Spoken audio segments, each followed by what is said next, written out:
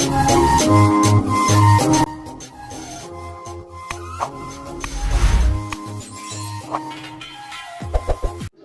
alaikum students. Today we will discuss about islets of Langerhans, which is also known as pancreas. FSC second year, chapter number 17, coordination and control. So first of all we will see कि pancreas को islets of Langerhans क्यों कहा जाता है. Actually in 1867 Paul Langerhans एक biologist है जिसने सबसे पहले पेंक्रियाज के अंदर चंद ग्रेप्स लाइक सेल्स को डिस्कवर किया, जिसके बिहाफ पे इसको नाम दिया गया आइलेट्स ऑफ लैंगरहैंस.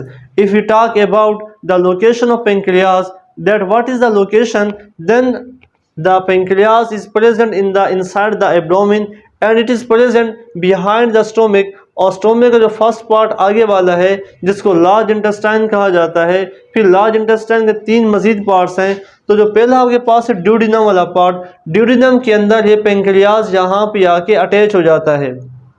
और पेंक्रियाज के जो एक मुकम्मल ऑर्गन है इसको 3 मजीद पार्ट्स में डिवाइड किया गया है.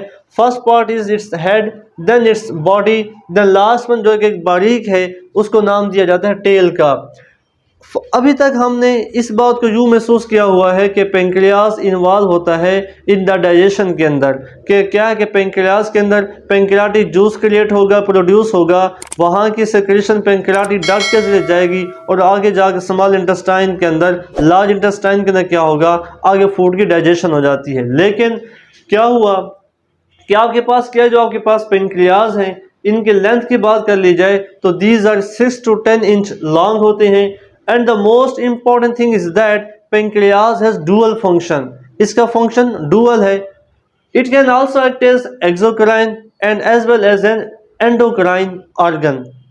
एक्सोक्राइन हमने अभी तक डिस्कस कर लिया है कि एक्सोक्राइन ऑर्गन या ग्लैंड्स ऐसे होते हैं विच आर डक्टेड ग्लैंड, कि जो अपनी सेक्रेशन को किसी डक्ट, किसी नाली के जरिए रिलीज कर दें, उसको नाम दिया जाता है एक्सोक्राइन ग्लैंड का.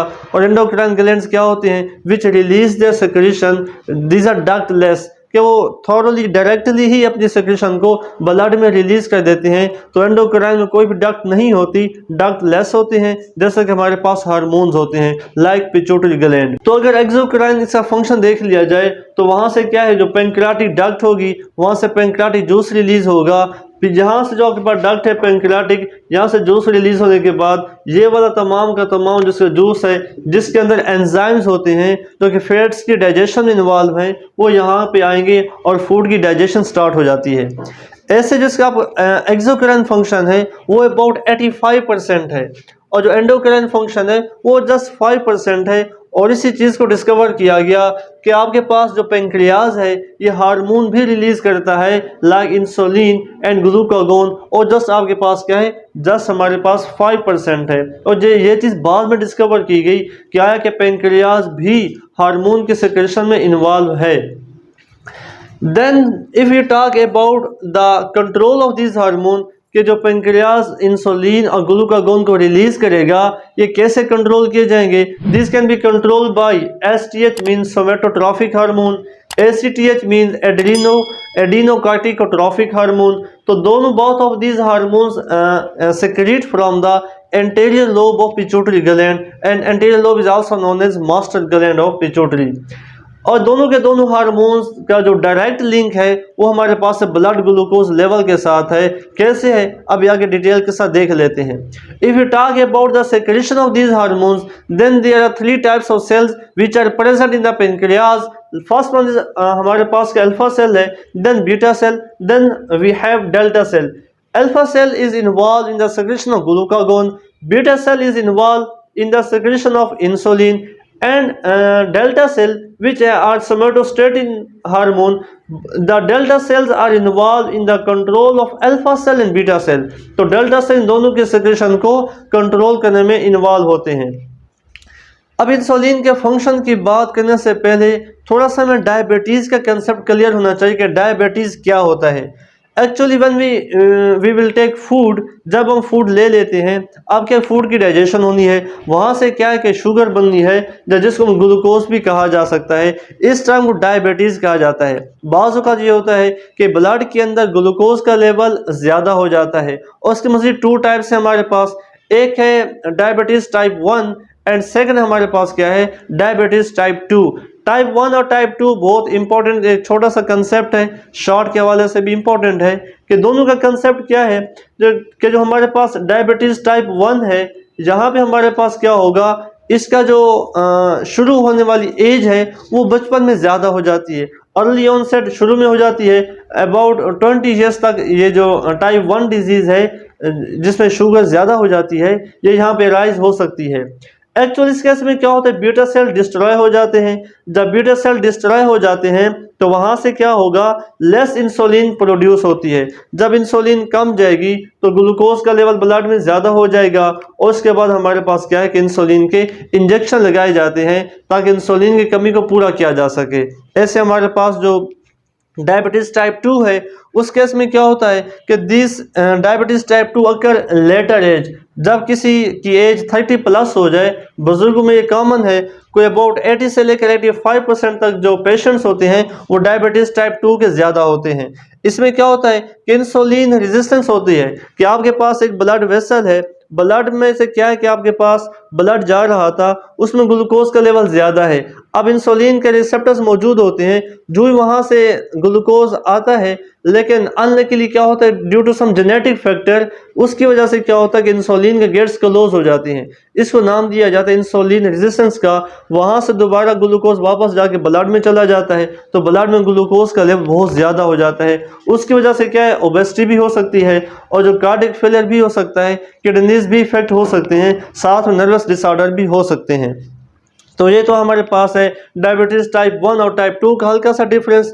देन हमारे पास जो मेन बात है कि पेंक्रियाज के में जो दो हार्मोन रिलीज होते हैं, इंसुलिन और glucagon, what are their function, इनका फंक्शन क्या है। तो इंसुलिन का फंक्शन क्या है कि insulin is involve in the decrease of blood glucose level, के ब्लड के अंदर ग्लूकोज का लेवल कम करने के लिए इंसुलिन इन्वॉल्व है। देन हमारे पास क्या है, अब शॉर्ट क्वेश्चन ये बनता है कि in what ways insulin is involve in the decrease of blood glucose level. वो कौन कौन से जराए हैं, कौन कौन से मेथड्स हैं जिससे इंसुलिन क्या है कि ब्लड में ग्लूकोज के लेवल को डिक्रीज करता है। फर्स्ट में हमारे पास क्या है, इंक्रीज ग्लाइकोजन सिंथेसिस ज़्यादा हो जाती है। We know that glycogen is the storage form of glucose. और increase cell utilization of glucose, के सेल का ग्लूकोज को इस्तेमाल करना बढ़ा दिया जाता है। And glucose is converted into lipid and protein, इससे भी ग्लूकोज के लेवल में कमी आ जाएगी। And it inhibits the glycogen hydrolysis, glycogen की हाइड्रोलिसिस भी इनहिबिट हो जाने से ग्लूकोज क्रिएट नहीं होगी। तो हमारे पास 4 मेथड्स हैं जिसकी वजह से क्या है कि इंसुलिन ब्लड के अंदर ग्लूकोज के लेवल को डाउन कर देती है। अब बाज़ औक़ात क्या होता है कि अगर इंसुलिन की प्रोडक्शन ही फेल हो जाए, इंसुलिन प्रोड्यूस होना ही फेल हो जाए, इससे जो डिजीज़ राइज होगी उसको नाम दिया जाएगा डायबिटीज़ मेलाइटस का। अब पता है कि इंसानी बॉडी के अंदर हार्मोनल बैलेंस को मेंटेन करना बहुत इंपॉर्टेंट है। अगर इंसुलिन का फंक्शन तो है कि इसने ग्लूकोज को नॉर्मल लेवल पे लेके आना है, लेकिन इंसुलिन प्रोड्यूस नहीं हो रहा तो क्या होगा, ग्लूकोज ज़्यादा हो जाएगा ब्लड के अंदर। तो इस डिजीज़ को नाम दिया जाता है डायबिटीज़ मेलाइटस का। सिम्टम क्या है कि ब्लड में ग्लूकोज का लेवल ज़्यादा हो जाएगा और से क्या है कि यूरिन में भी शुगर आना शुरू हो जाता है। क्यों कि जब ब्लड में ग्लूकोज ज़्यादा है, इसी ब्लड ने जाना है किडनीज के अंदर, वहाँ से यूरिन बनना है। इससे भी थोड़ा सा ऑस्मोरेगुलेट जो फंक्शन है हमारे पास, disturb the body osmotic regulation, के किडनीज के अंदर जो यूरिन का बनना है थोड़ा सा एबनॉर्मल हो जाता है और यूरिन में भी शुगर की कंसंट्रेशन है वो ज़्यादा हो जाती है। देन हमारे पास जो बॉडी है वो डिहाइड्रेटेड भी, यानी कि पानी की कमी भी साथ हो सकती है।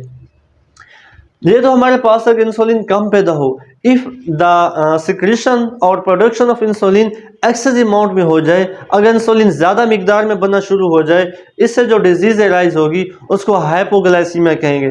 डेफिनेटली जब ब्लड में इंसुलिन का लेवल ज़्यादा हो जाएगा तो ग्लूकोज कम होगा। Hypo means low, glycaemia glucose, तो एक्सेस इंसुलिन के केस में हाइपोग्लाइसीमिया हो जाएगा, लो इंसुलिन के केस में डायबिटीज़ मेलाइटस हो जाएगा।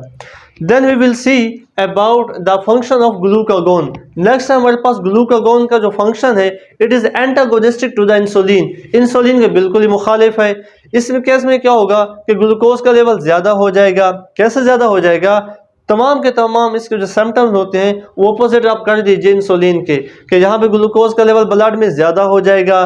देन हाइड्रोलाइसिस हो जाती है ग्लाइकोजन की। ग्लाइकोजन की हाइड्रोलाइसिस के बाद क्या होगा कि जो ग्लूकोज का प्रोटीन और लिपिड में कन्वर्ट होना है उसको भी इनहिबिट कर दिया जाएगा। अब बाज़ औक़ात क्या होता है कि जो आपके पास ग्लूकागोन है इसमें एबनॉर्मेलिटीज़ बहुत ही रेयर है, बहुत ही कम है। बाज़ औक़ात ऐसा होता है कि 1 मिलियन में से 1 करोड़ में से एक बंदे को सपोज कि हो भी जाए तो ग्लूकागोन के जो बीटा अल्फ़ा सेल होते हैं कि अल्फ़ा सेल से क्या है कि ग्लूकागोन रिलीज़ होगा, अल्फ़ा सेल पर समाल ट्यूमर रसोलियाँ बन जाती हैं। जब ट्यूमर बन जाती हैं उससे क्या होगा कि इससे ग्लूकागोन की सेक्रेशन ज़्यादा होगी। ग्लूकागोन की सेक्रेशन के ज़्यादा हो जाने से ब्लड के अंदर ग्लूकोज का लेवल ज़्यादा हो जाएगा। फिर ब्लड के ग्लूकोज के लेवल के ज़्यादा हो जाने से डिफरेंट काइंड्स के डिजीज़ एराइज हो सकती हैं जो कि बाज़ का फेटल भी हो सकती हैं। तो it's was all about the pancreas और islets of Langerhans. Hope you will understand. We will meet इंशाल्लाह टुमारो। अल्लाह हाफिज़।